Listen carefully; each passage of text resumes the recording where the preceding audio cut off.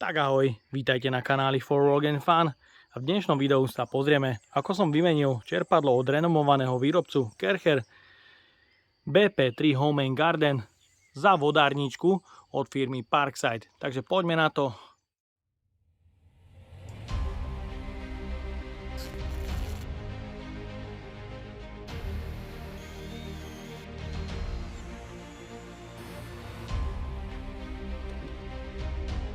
Ten Parkside je o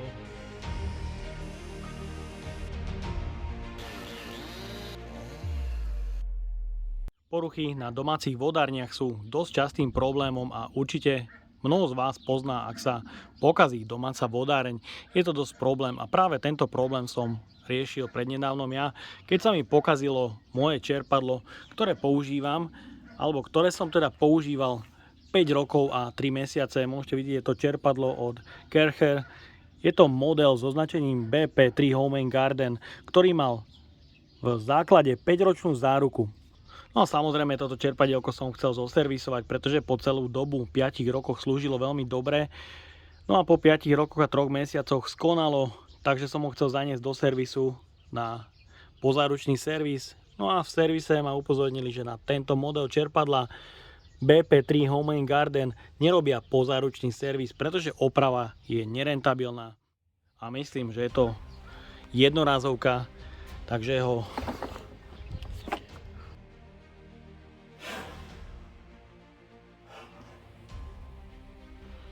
hádžeme do šrotu. Čerpadlo ma nasralo, totálne ma nasralo. Takýto renomovaný stroj od renomovaného výrobcu, ktorý stojí nemalé peniaze, je na zahodenie.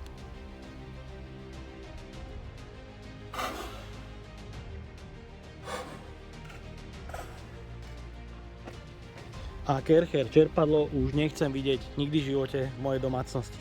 Je to šmejd, je to šrot, ktorým ak počíta zákazník, že takýto renomovaný výrobca vyrobí stroj, ktorý vám nevie alebo nechce zoservisovať po záruke, myslím si, že je to veľká škoda. Keď vám v servise povedia, že oprava by vyšla 180 € a čerpadlo nové stojí 200, je to obrovský problém a myslím, že takéto výrobky nepatria a nemali by sa predávať za také extrémne vysoké ceny, ako sa predávajú. Toto čerpadlo stojí takmer 200 € a je to jednorazovka. Je to obyčajný šmejd, ktorý určite nahradím radšej Parksideom z Lidla.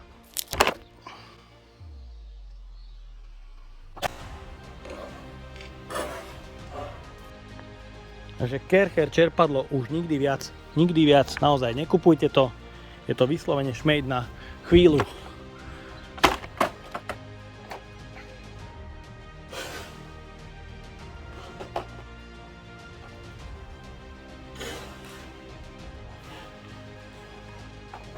Takže čerpadlo Kercher som takýmto elegantným spôsobom zdemontoval, rozobral, aby som vám ukázal, čo bolo na ňom poškodené. Pod krytom sa nachádzali dve ledky, ktoré signalizovali vstupný tlak a výstupný tlak. Obidve svietili striedavým na červeno.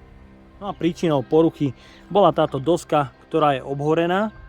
Táto doska sa dá kúpiť za nejakých 95 € a taktiež ešte na spodu bol takýto snímač, ktorý snímal polohu magnetu vo vnútri, kde sa nachádza filter. A táto súčiastka stojí ďalších 50 €. Takže cena tejto opravy by vyšla zhruba na nejakých 150 € a výrobca hovorí, že tieto čerpadlá neservisuje ani v pozáručnom servise. Aj keď čerpadlo vyzeralo byť veľmi kvalitné a dobré, ale myslím si, že z tohto dôvodu je to obyčajný šmejd a myslím, že sa táto značka rovná Parksideu. Pretože ak sa mi ten Parkside pokazí po 3 rokoch, tak za cenu 85 € určite nebudem banovať a nebude mi to ľúto vyhodiť to, pretože 3 roky poslúži, 85 € naozaj nebolo veľa. A ten Parkside je dokonca tak inteligentný, že sa často pokazí ešte v čase záruky a Lidl nerobí problémy a vráti vám peniaze. Kdežto tieto stroje sú načasované tak, aby sa pokazili tesne po záruke. No a teraz sa môžeme pokojne venovať dnešnej recenzii na domácu vodáreň Parkside s modelovým označením PHVV 1001, ktorého záruka je v základe štandardne 3 roky. Jeho cena bola 100 eur, kúpil som ho za 85 eur, pretože bola zľava 15%. Je tu motor, ktorý má 1000 W, maximálny prietok je 3500 litrov za hodinu a jeho maximálny tlak je 4,4 baru. Maximálna sacia hĺbka je zo 7 metrov a dopravná výška je až 44 metrov. Takže poďme na to, odbalíme si to. No a taktiež tu máme ešte takýto domáci zavlažovací systém, ktorý je celokovový a stál zhruba 15 eur. No a vyskúšame si ho neskôr. Súčasťou balenia je užívateľský manuál.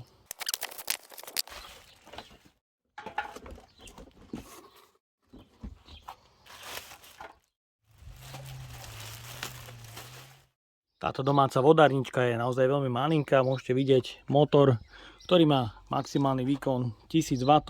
Je tu tlačítko na zapnutie automatického režimu. Je to prepojené flexihadicou s tlakovou nádobou, ktorá má objem 19 litrov. Rozdiel tlaku sa dá nastavovať ventilom, ktorý je pod krytkou. Na čerpadle je tu vstup, odkiaľ sa nasáva voda, a výstup, odkiaľ sa voda tlačí do systému. Taktiež je tu ovzdušňovací ventil. No a týmto mechanizmom sa dá nastaviť vstupný tlak. Aktuálne v základe je tlak nastavený na 3 bary, takže zatiahnutím tohto závitu sa zvýši tlak a týmto menším sa reguluje rozdiel. No a z druhej strany je tu manometer, na ktorom vidíte aktuálny tlak. Sieťový kábel, ktorý je v balení, má dĺžku 1 meter. Poďme si to zapojiť a vyskúšať. Čerpadlo Parkside už je teda na mieste. No a poďme si ho spustiť. Je tu otvor, do ktorého treba prvýkrát naliať vodu, aby čerpadlo nešlo na sucho. No a išlo to celé mimo kameru. Čerpadlo, sacia časť je teda už plná vody, takže zaskrutkujeme štúpel. Je to len plastové, takže dúfam, že to bude tesniť. No a prvé spustenie.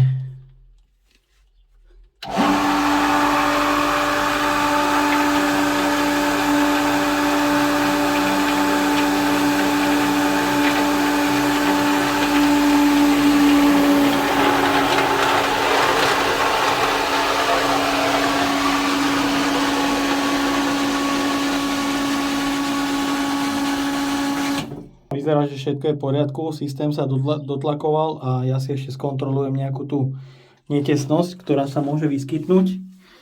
A už vidím prvú netesnosť, takže budem musieť ešte pretesniť tento spoj, ktorý sa mi nejako nepodarilo spraviť ideálne. Je to prechod cez kovovú prírubu na plast, takže tamto niekedy nemusí sadnúť úplne ideálne. Takže čerpadlo je plne nainštalované, pripravené na použitie. Môžete vidieť aktuálny tlak. Tak a teraz sme v diaľničke pri kohútiku, odkiaľ ide voda zo studne z čerpadla Parkside. A vyskúšame naplniť toto 12 litrové vedierko. Za aký čas sa ho podarí naplniť na zhruba 50 metroch.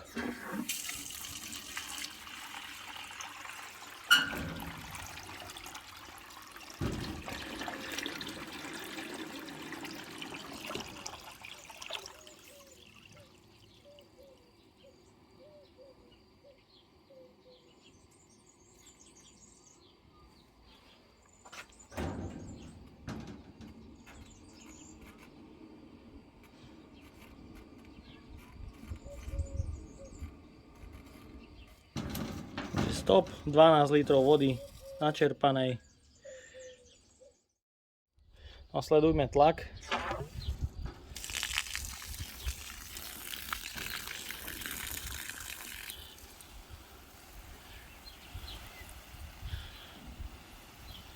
Myslím, že úplne priateľné, postačujúce.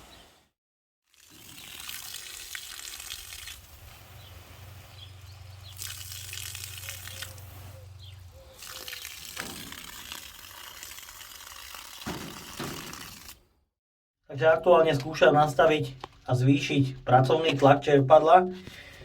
No a s touto skrutkou sa nastavuje maximálny tlak a s touto skrutkou sa nastavuje rozdiel tlaku. Rozdiel tlaku by nemal byť väčší ani menší ako 1,5 baru. No a znova si zmeráme prietok vody po zvýšení tlaku na nejakých 3,9 baru v systéme.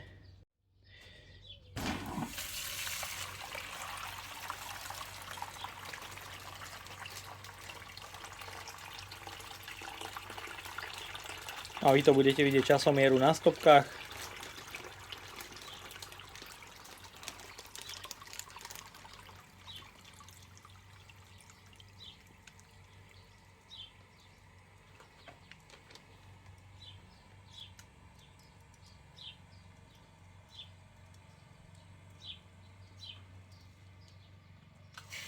Stop. Či sa to zlepšilo? No ja si myslím, že určite áno, je to lepšie. Na tú vzdialenosť 50 metrov, ako to mám v záhrade, tak je to fajn. Myslím, že je to dostačujúce.